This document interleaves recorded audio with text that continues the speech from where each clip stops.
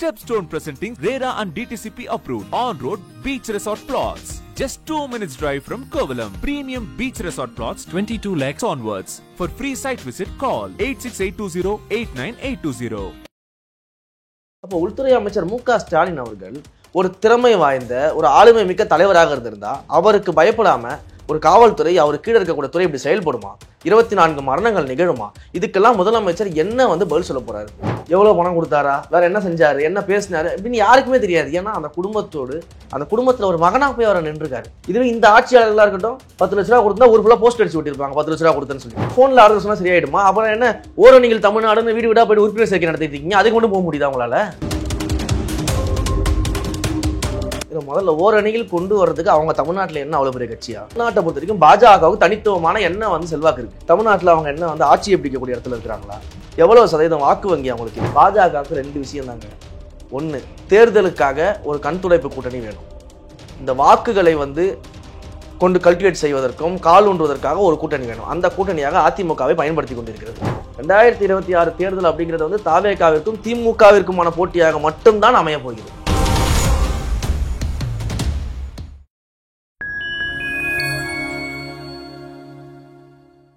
Media நேயர்களுக்கு வணக்கம். நான் உங்கள் செங்குவன். நம்ம சிறப்பு நிகழ்ச்சியில் நம்மோடு இணைந்திருக்கிறார் தமிழக வெற்றிக் கழகத்தின் மாநில செய்தி தொடர்பாளர் மதிப்பிற்குரிய திரு ரமேஷ் அவர்கள். வணக்கம் சார். வணக்கம். சிவகங்கை மாவட்டம் திருப்புவனத்தில் அஜித் அவர்களுடைய அந்த காவல் நிலைய மரணம் என்பது ஒட்டுமொத்த தேசத்தையே உலுக்கியிருக்கு அப்படின்னு சொல்லலாம். அதற்கு அடுத்ததாக பல்வேறு தலைவர்களும் நேரில் போய் அஜித்குமார் ஃபேமிலிக்கு ஆறுதல் சொல்லி பல விஷயங்கள்லாம் நிதி உதவியாக செஞ்சுட்டு வந்தாங்க. அந்த வகையில் விஜய் அவர்களும் போய் ஆறுதல் சொல்லி 2 லட்சம் ரூபாய் நிதி உதவி செஞ்சுட்டு வந்தார். தற்போது திமுக ஆட்சியில் நடந்த 24 காவல் நிலைய மரணங்களினால் பாதிக்கப்பட்ட குடும்பங்களை நேரில் அழைத்து பேசி வருகிறார். இந்த முன்னெடுப்பை எப்படி பார்க்கணும்? அதாவது இன்றைக்கு தமிழ்நாட்டில் சட்ட ஒழுங்கு எவ்வளவு ஒரு சீர்கேடான நிலைமையில் இருக்குது. அதுவும் இந்த திமுக ஆட்சி என்றாலே சட்ட ஒழுங்கு மிக கொடூரமாக மிக கேவலமாக பின்பற்றப்படுகிறது. சட்ட ஒழுங்கு அப்படிங்கிறது நம்ம பல்வேறு இடங்களில் பார்த்துருக்கோம். இன்றைக்கு இந்த ஆட்சியிலுமே சரி, இந்த 2021க்கு பிறகாக தொடர்ந்து இந்த கஸ்டடியல் டெத் என்று சொல்லப்படக்கூடிய காவல் மரணங்கள் 24 எண்ணிக்கை இருப்பதாக மதுரை உயர்நீதிமன்ற கிளையே கேள்வி எழுப்பினது மட்டும் இல்லாமல் இந்த அஜித்குமாருடைய மரணத்திற்கு நீதிபதிகள் மிக காட்டமான ஒரு கேள்வியை கேட்கிறாங்க. மிக கேவலமாக இந்த அரசாங்கத்தை கேட்கிறார்கள். என்ன கேட்கிறாங்க? ஒரு மாநிலம் தன்னுடைய குடிமகனையே கொன்று இருக்கிறது அப்படின்னு சொல்லி நீதிமன்றம் கேட்குது. இப்படிப்பட்ட ஒரு சூழல்ல தன்னுடைய துறையை வச்சிருக்கிறாரு அந்த உள்துறை அமைச்சர் திரு மு.க. ஸ்டாலின் அவர்கள். அவர் தான் கையில் வச்சிருக்காரு காவல்துறையை. அப்போ உள்துறை அமைச்சர் மு.க. ஸ்டாலின் அவர்கள் ஒரு திறமை வாய்ந்த ஒரு ஆளுமை மிக்க தலைவராக இருந்திருந்தா அவருக்கு பயப்படாம ஒரு காவல்துறை அவர் கீழே இருக்கக்கூடிய துறை இப்படி செயல்படுமா? 24 மரணங்கள் நிகழுமா? இதுக்கெல்லாம் முதலமைச்சர் என்ன பதில் சொல்ல போறாரு? கடந்த ஆட்சி காலத்துல இதே போல காவல்துறையில ஒரு மரணம் நிகழும் போது, ஒரு கொலை நிகழும் போது இதே முதலமைச்சர் என்ன வாய் பேசினார்? அவரு ஆட்சியாளர்கள் சரி கிடையாது, காவல்துறை ஒழுங்கு கிடையாது, ஆட்சியாளர்கள் நிர்வாகம் பண்ண தெரியல, முதலமைச்சர் பதவியை உடனடியாக ராஜினாமா பண்ணணும்னு சொல்லி பேசினாரா இல்லையா? இன்னைக்கு ஏன் நீங்க முதலமைச்சர் பதவியில் உட்காந்துருக்கீங்க? ராஜினாமா பண்ணுங்க. 24 மரணங்கள் உங்கள் ஆட்சியில் நடந்திருக்குது. இன்றைக்கு அஜித்குமார் இறந்திருக்கிறாரு. ஏன் நீங்க இன்னும் ராஜினாமா பண்ணல? ஏன் இன்னும் நீங்க உட்காந்துருக்கீங்க அந்த ஆட்சியில? ஒன்று, நீங்க நல்லபடியாக ஆட்சி பண்ணணும், இல்லை அந்த சேரை தயவு செஞ்சு வேற ஏதாவது விட்டு கொடுத்துட்டு போயிடுங்க. எதுக்கு மக்களை நீங்க இப்படி கொலை பண்ணிட்டு இருக்கீங்க? சொந்த மாநிலத்தின் குடிமகன்களை நீங்க கொலை பண்ணிட்டு இருக்கீங்க காவல்துறையை வச்சுக்கிட்டு. அந்த மக்களுக்கு செய்ய வேண்டியதை நீங்க செய்ய மாட்டீங்க. இன்றைக்கு எங்களுடைய தலைவர் அந்த குடும்பத்தில் இறப்பு ஏற்பட்ட உடனேயே எங்களுடைய பொதுச் செயலாளர் அறிக்கை கொடுத்தாரு. அதே போல காவல் நிலைய தரவுகளை எல்லாம் வந்த பிறகு எங்கள் தலைவரும் அறிக்கை கொடுக்குறாரு. அந்த இடத்துல தான் நீங்க எங்கள் தலைவரை பார்க்கணும். மற்ற கட்சிகள் போல எடுத்தோம் கவிழ்த்தோம்னு ஒரு அறிக்கையை கொடுத்து இதில் அரசியல் பண்ணாம முழுமையாக காவல்துறை கிட்ட இருந்து அந்த டேட்டா எல்லாமே வாங்கி, அதே போல அந்த விஷயத்துல என்ன நடந்திருக்குன்ற அந்த ஒட்டுமொத்த ஹிஸ்டரிக்கலையும் பார்த்துட்டு அதற்கு பிறகு எங்கள் தலைவர் அறிக்கை கொடுக்குறாரு. எடுத்தோம் கவிழ்த்தோன்னு அரசியல் பண்ணல, மிக தெளிவாக இருக்கிறாரு. அதோடு நிப்பாட்டிட்டாரா? இல்லை. அந்த குடும்பத்தை நேரில் சென்று அந்த பெற்றோரை பார்த்துட்டு வந்தாரு. அதுவும் பர்சனலாக பார்த்தாரு. கூட 10 பேரை கூட்டிட்டு 100 பேரை கூட்டிட்டு ஒரு அரசியல் கட்சி நிகழ்வாக அதை அவர் மாற்றலை, ஒரு அரசியலாக அவர் அதை மாற்றலை. தன்னுடைய குடும்பத்தில் ஒருவராக இருந்தாலும் எப்படி போய் நம்ம நிற்போமோ அது போல குடும்பத்தில் ஒருத்தராக போய் நிற்கிறார். எங்களுக்கே தெரியாது அவர் போனது. அதுதான் உண்மை. அவர் தனிப்பட்ட முறையில் யாருக்கும் சொல்லாம அவர்களுடைய உணர்வுகளுக்கு மதிப்பளித்து அந்த இடத்துல போய் நிற்கிறாரு. அவர் என்ன உதவி செஞ்சாருன்னு யாருக்குமே தெரியாது. கேமரா இருந்தால் கூட அதை மறைச்சிட்டு தான் அந்த உதவி எடுத்து கொடுத்தாரே தவிர்த்து அவர் என்ன உதவி செஞ்சாரு, எவ்வளோ பணம் கொடுத்தாரா, வேற என்ன செஞ்சாரு, என்ன பேசினாரு அப்படின்னு யாருக்குமே தெரியாது. ஏன்னா அந்த குடும்பத்தில் ஒரு மகனாக போய் அவரை நின்றுருக்காரு. இதுவே இந்த ஆட்சியாளர்களாக இருக்கட்டும், 10 லட்ச ரூபா கொடுத்தா ஒரு ஃபுல்லாக போஸ்ட் அடிச்சு விட்டிருப்பாங்க 10 லட்ச ரூபா கொடுத்தேன்னு சொல்லிட்டு.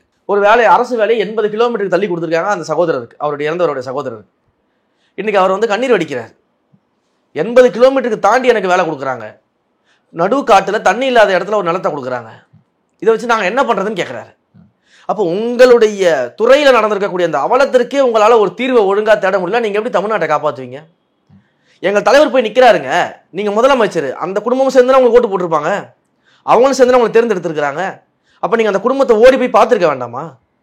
அந்த பெற்றோரை சந்திச்சிருக்க வேண்டாமா? அமைச்சர் எம்எல்ஏக்கள் எல்லாமே வந்து போயிருந்தாங்கல்ல. ஏங்க நீங்க தானங்க முதலமைச்சர், நீங்க தானங்க உள்துறை அமைச்சர், அந்த துறையில நீங்க தானே துறையோட அமைச்சர், நீங்க தானே, மற்ற அமைச்சர்கள் கிடையாதுல்ல, துறை அமைச்சரும் இவர் தானே. அப்ப இவர் தானே போய் பார்க்கணும். அதே நான் மற்ற அமைச்சர் போனாங்க, எம்எல்ஏ போனாங்க, அப்புறம் நீங்க எதுக்கு இருக்கீங்க அந்த சீட்ல? எதுக்கு இருக்கீங்க? திருநெல்வேலியில் போய் அல்வா சாப்பிட்றதுக்கு இருக்கீங்களா? ஊட்டியில் ஃபோட்டோ ஷூட் பண்ணுறதுக்கு இருக்கீங்களா? இல்லை அப்பாவோட வீடியோ பண்ணுறதுக்கு இருக்கீங்களா? எதுக்கு நீங்கள் இருக்கீங்க அந்த சீட்டில்? அப்புறம் போய் அந்த மக்களை பாருங்க, அந்த பேரண்ட்ஸை பாருங்க, அவங்களுக்கு ஆறுதல் சொல்லுங்கன்னா ஃபோனில் ஆறுதல் சொல்லிக்கிட்டு இருக்கீங்க. ஒர்க் ஃப்ரம் ஃபோன் பாலிடிக்ஸ் பண்ணிட்டு இருக்கீங்க நீங்கள் உட்காந்துக்கிட்டு. ஆட்சியவே ஃபோனில் நடத்திடுவீங்களா? தமிழ்நாடு இருக்கக்கூடிய ஆட்சியை நீங்கள் ஃபோனில் நடத்துவீங்க, வீடியோ கால் நடத்துவீங்க, கட்சியை வீடியோ கால் நடத்துவீங்க. ஆனால் அடுத்தவனை பார்த்து நீங்கள் வந்து வெளியில் வர மாட்டேன்னு பேசிக்கிட்டு இருப்பீங்க. இது என்ன மாதிரியான விமர்சனம் அடுத்தவங்களை பார்த்து நீங்க வைக்கிறது? இல்ல அமைச்சர் வந்து அவங்க பாதிக்கப்பட்ட வீட்டுக்கு போறாரு. துறை அமைச்சர் கிட்டத்தட்ட ஒரு அரசாங்கமே வீட்டுக்கு போன மாதிரி தானே. துறை அமைச்சர் யாருங்கய்யா? காவல்துறை யாரோட கட்டுப்பாட்டில் இருக்கு? அந்த துறையினோட அமைச்சர் யாரு? திரு மு க ஸ்டாலின் அவர்கள் தானே. அப்ப அவர் தானே போயிருக்கணும். ஏன் அவர் போகல? அவரோட துறையில இப்படி ஒரு அவலம் நடந்திருக்குன்னா அவர் தாங்க போய் பார்க்கணும். சாரி கேட்கிறாரு, போன்ல கேட்டா சரியாயிடுமா? விரும்பல அப்படின்னு சொல்றாரு. அதுதாங்க போன்ல ஆறுதல் சொன்னா சரியாயிடுமா? அப்புறம் என்ன ஓரோ நீங்கள் தமிழ்நாடுன்னு வீடு வீடா போயிட்டு உறுப்பினர் சேர்க்கை நடத்திட்டு இருக்கீங்க, அதுக்கு கொண்டு போக முடியுதா உங்களால? வீடு வீடா உறுப்பினர் சேர்க்கறீங்கல்ல, அடுத்த எலெக்ஷன் ஓட்டு வேணும்னு போய் நிக்க தெரியுதுல்ல, நாளைக்கு வாக்கு சேகரிக்க வீடு வீடா போவீங்கல்ல, ஏன் அப்போ ஒரு மரணம் நிகழ்ந்தப்ப நீங்க போக மாட்டீங்களா? சரி, இந்த 24 குடும்பங்களை போய் முதலமைச்சர் சந்திச்சிருக்காரா? இந்த 24 குடும்பங்களுடைய வீட்டுக்கு முதலமைச்சர் போயிருக்காரா? இல்ல அந்த ஊருக்கு போகும்போது கூப்பிட்டு பார்த்துருக்காரா? இன்றைக்கு எங்க தலைவர் பார்த்துட்டு இருக்காரு கட்சி அலுவலகத்துல. இந்த 24 குடும்பங்களையும் அழைத்து அந்த குடும்பத்திற்கு என்ன நிகழ்ந்தது, நீதி கிடைச்சதா இல்லையா, என்ன உதவிகள் தேவைப்படுது அப்படின்னு என் தலைவர் இன்றைக்கு கூப்பிட்டு பேசிட்டு இருக்காரு. நாளைக்கு அஜித் குமாருடைய இந்த மரணத்திற்காக நீதி கேட்டு எங்களுடைய ஆர்ப்பாட்டம் நடக்க இருக்கிறது. நாளைக்கு அஜித் குமாரோடைய மரணத்துக்கு நீதி கேட்கிறோம். நாங்க ஆர்ப்பாட்டம் நடத்துறோம். ஒரு ஓய்வு பெற்ற நீதிமன்ற நீதிபதிகளின் குழுவை அமைத்து ஸ்பெஷல் இன்வெஸ்டிகேஷன் டீம் போட்டு அங்க வந்து நியாயமான முறையில் அந்த குற்றவாளிகளுக்கு தண்டனை பெற்று தரணும் நாங்க கேட்டுட்டு இருக்கிறோம். என்ன பண்ணிட்டு இருக்காரு உள்துறை அமைச்சர் அவர்கள்? இப்ப இந்த கேள்வி எழணுமா இல்லையா? இப்படி கேள்வியே கேட்காம எத்தனை நாட்கள் தான் நம்ம இந்த ஆட்சியாளர்களை வேடிக்கை பார்க்க முடியும்? இதெல்லாம் ரொம்ப நாளைக்கு நீடிக்காதுங்க. 2026 இந்த ஆட்சி அவலநிலை எல்லாத்துக்கும் மக்கள் ஒரு முடிவு கட்டிடுவாங்க. அஜித் அவருடைய வீட்டுக்கு விஜய் அவர்கள் வந்து போயிருந்தாரு. ஆனா இதற்கு முன்பாக நடந்த 24 காவல் நிலைய மரணங்களுடைய பாதிக்கப்பட்ட தரப்பு வீட்டுக்கு ஏன் நேர்ல போகாம இன்றைக்கு அவங்கள வந்து பணியூர் கலைத்து இருக்கிறார் அப்படிங்கிற விமர்சனம் வந்து வைக்கப்படுது. விமர்சனம் வைக்கிறவங்கள முதல்ல வந்து அவங்கள போய் நேரில் பார்க்க சொல்லுங்க, அந்த மக்களை சந்திக்க சொல்லுங்க. முதல்ல மக்களை சந்திக்கிறதே கிடையாது, ஃபோனில் அரசியல் பண்ணிட்டு இருக்கிறது, ஒர்க் ஃப்ரம் ஃபோன் பண்ணிக்கிட்டு இருக்கிற இவங்கெல்லாம் வந்து இந்த அரசியல் பேசுறதுக்கு, இந்த விமர்சனம் பேசுறதுக்கு தகுதியற்ற ஒரு ஆட்கள், திராணியற்ற ஒரு ஆட்கள். முதல்ல அந்த சம்பந்தப்பட்ட குடும்பத்தை சந்திக்கணும். சந்திக்கிறாரா இல்லையா? எங்க சந்திச்சா உங்களுக்கு என்ன பிரச்சனை? அந்த குடும்பத்துக்கே பிரச்சனை இல்லை, உங்களுக்கு என்னங்க பிரச்சனை? அந்த குடும்பம் வராங்கல்ல, வந்து எங்கள் தலைவர் சந்திக்கிறாங்கல்ல. எங்கள் தலைவர் பரந்தூருக்கு போனார், இன்றைக்கு பரந்தூர் விவசாயிகள் எங்கள் தலைவர் வந்து சந்திக்கிறாங்க. எந்த இடத்துல சந்திக்கிறோன்றது இங்கே பிரச்சனை கிடையாது, நீங்கள் சந்திக்கிறீங்களான்றது தான் பிரச்சனை. நீங்கள் அந்த குடும்பத்தோடு நிற்கிறீங்களான்றது தான் பிரச்சனை. நீங்கள் அந்த மக்களோட போராடக்கூடியவர்களோட நிற்கிறீங்களான்றது தான் பிரச்சனை. நீங்கள் தான் பண்ண மாட்டீங்களே. உங்களுக்கு சினிமா படத்துக்கு போகிறதுக்கும், சினிமா படத்தை பார்க்கறதுக்கும், ஜெய்பீம் படம் பார்க்கறதுக்கும், ஜெய்பீம் படத்துக்கு கருத்து சொல்கிறதுக்கும், அந்த படத்தை பார்த்துட்டு வெளியில் வந்து பேசுறது, அந்த படத்தை நான் பார்த்தேன், அந்த காவல் நிலைய அட்டூழியங்கள், அந்த காவல் நிலையத்தில் நடக்கக்கூடிய வன்முறை காட்சிகள்லாம் பார்த்து நான் 3 நாளாக தூங்கலை. ஒரு படத்துக்கே உங்களுக்கு 3 நாள் தூக்கம் வரலன்றீங்க. அப்போ நிஜத்தில் நடந்திருக்கு 24 மர்டர் நடந்திருக்குது. நீங்கள் தூங்கிருக்கவே கூடாது அப்படின்னு பார்த்தா 4 வருஷமா. அப்போ இதுக்கெல்லாம் உங்களுக்கு நேரம் இருக்கா? நீங்கள் எங்களை பார்த்து விமர்சனம் வைக்கிறீங்களா? நாங்கள் எந்த இடத்துல பார்த்தா நாங்கள் அந்த மக்களோட நிற்கிறோம், அந்த மக்கள் எங்களை நம்புறாங்க, அதனால தான் அவங்கள வந்து எங்கள் தலைவரை பார்க்குறாங்க, நாங்கள் அவங்களுக்காக போராடுறோம், களத்தில் நிற்கிறோம், உதவிகள் செய்கிறோம். இது எதையுமே செய்யாம ஜெய்பீம் படத்துக்கு மட்டும் வசனம் பேசிட்டு சென்டிமெண்ட் சீன் போட்டுட்டு இன்னைக்கு உண்மையிலேயே உங்க ஆட்சியில் நடக்கும்போது நீங்க அந்த மக்களை போன்ல டீல் பண்ணிட்டு இருக்கீங்க. என்ன மாதிரியான ஆட்சி அவலநிலை? நீங்களே எங்களை பார்த்து கேள்வி கேட்பதற்கு துளி கூட தகுதியற்ற ஆட்கள். தாவேகா உங்கள் கூட்டணியில் வர வாய்ப்பு இருக்கா அப்படிங்கிற ஒரு கேள்விக்கு வந்து தி நியூ இந்தியன் எக்ஸ்பிரஸ் நாளிதழுக்கு வந்து அமித்ஷா அவர்கள் பேட்டி கொடுக்கும்போது என்ன சொல்றாரு அப்படின்னா, தமிழ்நாட்டில் பல கட்சிகளை வந்து ஓரணியில் கொண்டு வரும் முயற்சியில் ஈடுபட்டு இருக்கிறோம் அப்படிங்கிற மாதிரி சொல்லியிருக்கிறாரு. இதை எப்படி பாக்குறீங்க? இதை முதல்ல ஓரணியில் கொண்டு வர்றதுக்கு அவங்க தமிழ்நாட்டில் என்ன அவ்வளோ பெரிய கட்சியா? இல்லை தமிழ்நாட்டில் அவங்களுக்கு என்ன செல்வாக்கு இருக்குது? தமிழ்நாட்டில் அவங்க என்ன வந்து ஆட்சியை பிடிக்கக்கூடிய இடத்துல இருக்கிறாங்களா? எவ்வளோ சதவீதம் வாக்கு வங்கி அவங்களுக்கு இருக்குது? முதல்ல வாக்கு வங்கின்னு ஒன்று இருக்குதா? நோட்டாவை முதல்ல நீங்கள் ஜெயிச்சு வெளியில் வந்துட்டீங்களா? நோட்டாவை நீங்கள் முதல்ல மிஞ்சிட்டீங்களா? கடந்த எம்பி தேர்தலில் 18% இந்திய கூட்டணியில் வாங்கியிருக்காங்க. தமிழ்நாட்டை பொறுத்த வரைக்கும் நம்ம பேசுவோம். தமிழ்நாட்டை பொறுத்த வரைக்கும் பாஜகவுக்கு தனித்துவமான என்ன வந்து செல்வாக்கு இருக்கு? நீங்கள் கூட்டணியை பற்றிலாம் பேசாதீங்க. பாஜகவுக்கு தனித்துவமாக தமிழ்நாட்டில் என்ன செல்வாக்கு இருக்கு? 2% 3%? அதை தாண்டி உங்களுக்கே இங்கே செல்வாக்கு கிடையாது. நீங்கள் என்ன வந்து தமிழ்நாட்டில் இருக்க கூட்டணி வந்து ஓரணியில் கொண்டு வர்றது?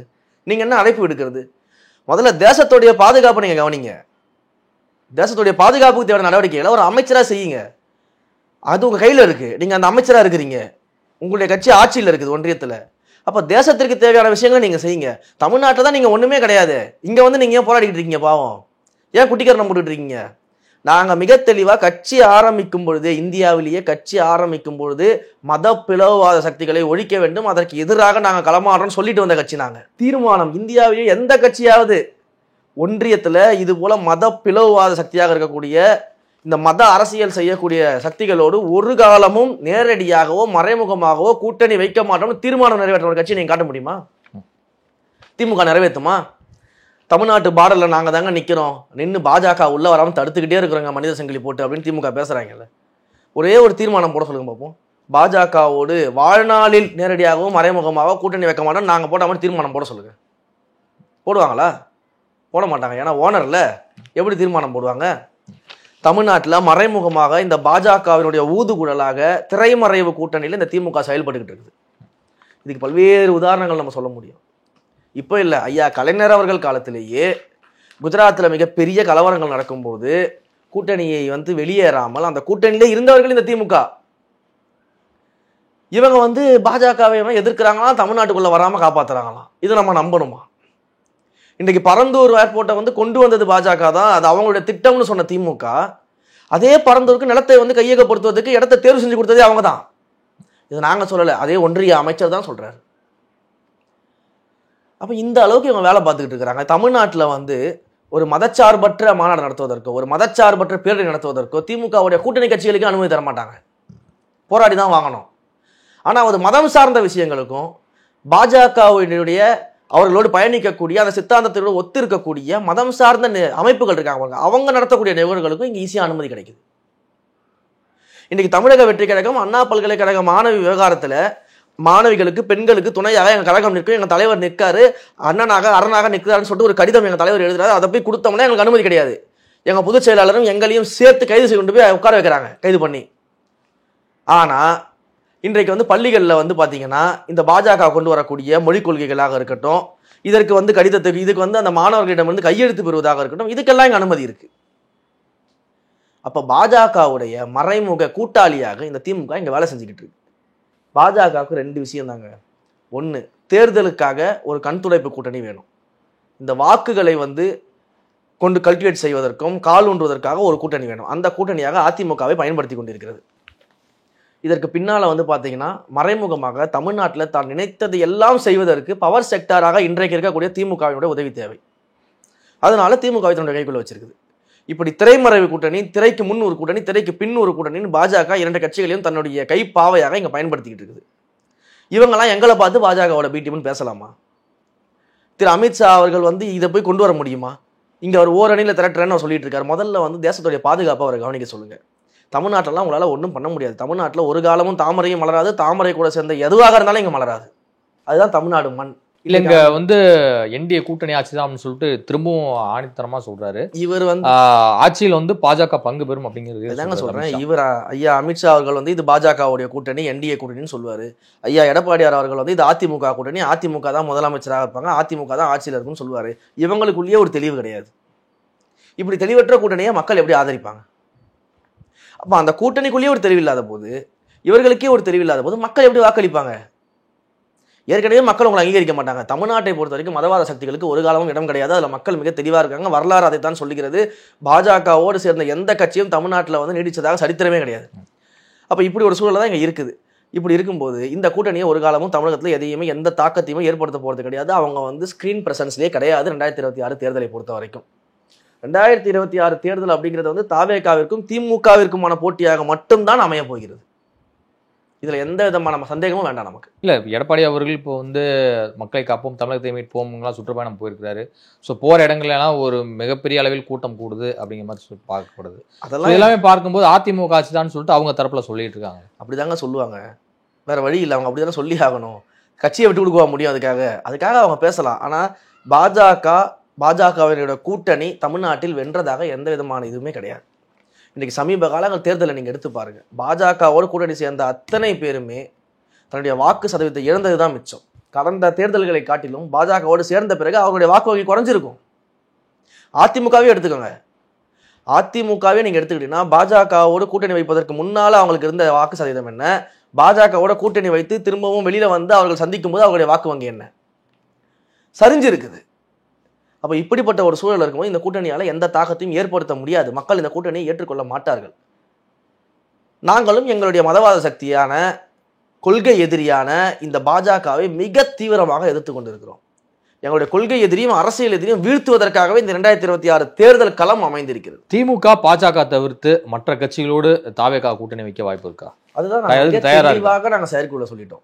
எங்கள் தலைவர் முதலமைச்சருடைய வேட்பாளர், எங்கள் கட்சியை பொறுத்த வரைக்கும், எங்கள் கூட்டணியை பொறுத்த வரைக்கும் எங்கள் தலைவர் தான் முதலமைச்சர் வேட்பாளர் நாங்கள் தீர்மானம் நிறைவேற்றிருக்கோம் செயற்குழுல.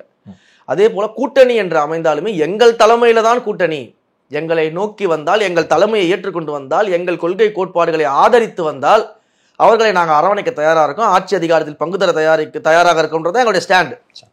அப்போ நாங்கள் எந்த கட்சிக்கும் போய் கூட்டணிக்கு போய் சேர வேண்டிய அவசியம் எங்களுக்கு கிடையாது. நாங்கள் அதை தீர்மானமாகவே நாங்கள் நிறைவேற்றிட்டோம். அப்போ எங்கள் கட்சியை நோக்கி வருபவர்கள் யார் என்று நீங்கள் அவங்ககிட்ட தான் கேட்கணும். நாங்கள் மிக தெளிவாக இருக்கிறோம். இதையெல்லாம் ஏற்றுக்கொண்டு இந்த கிரைட்டீரியாக்குள்ள ஃபிட் ஆகி வந்தாங்கன்னா அரவணைக்க தயாராக இருக்கும். ஆனால் பல்வேறு கட்சிகள், திமுகவோடு கூட்டணியில் இருக்கக்கூடிய பல்வேறு கட்சிகளே இன்றைக்கு தாவேகாவுடன் கூட்டணி அமைக்க வேண்டும் என்று தங்களுடைய கழகத்தின் தலைமைகளை வலியுறுத்தி கொண்டிருக்கிறார்கள். இன்றைக்கு கூட ஒரு செய்தி ஒன்று பார்த்தேன், ஒரு நாளிதழ் ஒரு செய்தி வந்திருக்கு.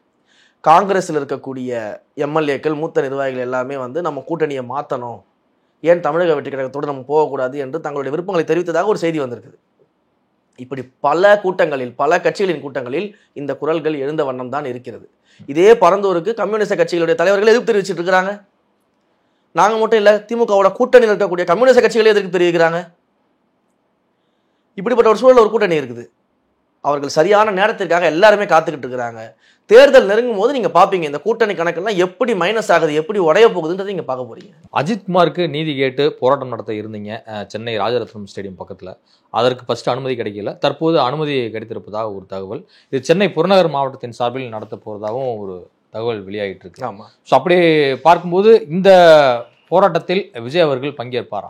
அதாவது முதல்ல நம்ம அனுமதி இந்த போராட்டத்துக்கு கேட்டபொழுது இந்த அரசாங்கத்தின் அதிகாரிகள் என்ன பண்ணிட்டாங்கன்னா அனுமதி கொடுக்கல. உடனடியாக நம்ம நீதிமன்றத்தை நாடுறோம். நீதிமன்றத்தை நாடி நம்ம என்ன பண்ணுறோம்னா எங்களுக்கு வேற ஒரு இடத்துலயாச்சும் கொடுங்க, நாங்கள் நடத்துகிறோம்னு சொல்லி அவங்களும் அனுமதி கொடுத்துருக்காங்க. இன்றைக்கு அதற்கான ஏற்பாடுகள் செய்யப்பட்டிருக்குது. நாளைக்கு அந்த ஆர்ப்பாட்டம் நடக்க இருக்கிறது. தலைவர் கலந்து கொள்கிறாரா இல்லையா என்பதை தலைமை தான் அறிவிப்பார்கள். ஏன்னா இதில் பல்வேறு விஷயங்கள் இருக்குது, நம்ம பார்க்க வேண்டியது இருக்குது. ஏன்னா காவல்துறையோட நெருக்கடி என்ன இருக்குது, காவல்துறை என்ன மாதிரியான ரெஸ்ட்ரிக்ஷன்ஸ் கொடுத்துருக்குறாங்க, அதிகாரிகள் என்ன சொல்லியிருக்கிறாங்க, இதெல்லாம் நம்ம பார்க்க வேண்டியது இருக்குது. ஸோ இதெல்லாம் தெரியாமல் நம்ம அந்த விஷயத்துக்குள்ளே எந்த விதமான கமெண்ட்டும் அவசரப்பட்டு சொல்கிறது சரியாக இருக்காது. தலைவர் கலந்து கொள்கிறாரா, இல்லை பொதுச் செயலாளர் கலந்து கொள்கிறாரா, இல்லை யார் மூலமாக நடக்க இருக்கிறது, எப்படி நடக்க இருக்கிறது என்பது எல்லாமே நாளைக்கு உங்களுக்கு தெரிஞ்சிடும். இதுவரை உங்கள் பல்வேறு கருத்துக்கு நன்றி சார்.